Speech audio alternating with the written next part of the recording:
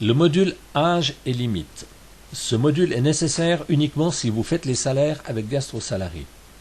Certaines données d'assurance sont indépendantes de votre entreprise et même de votre canton.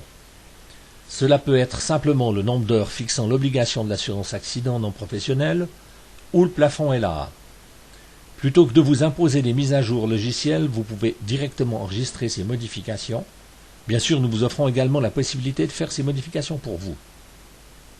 Ce module est composé d'un seul formulaire qui comprend 4 onglets.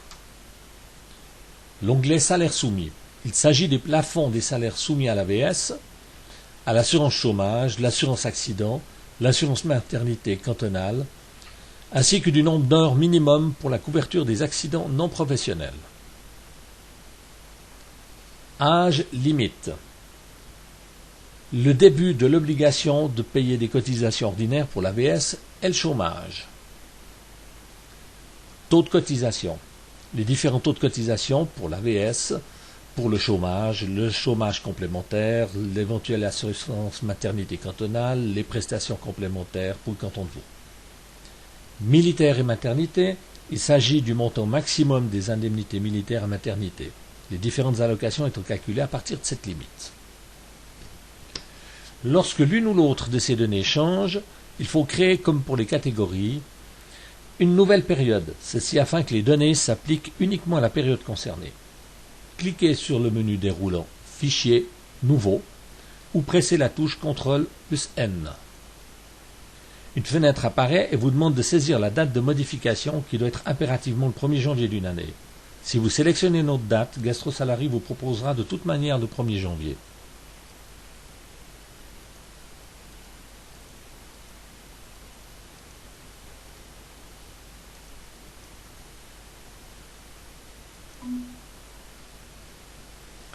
La confirmation que la nouvelle période a été constituée.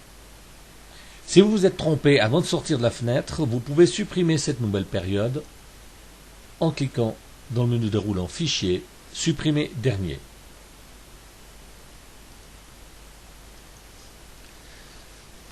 GastroSalary a créé une nouvelle période en reprenant les mêmes données que la précédente.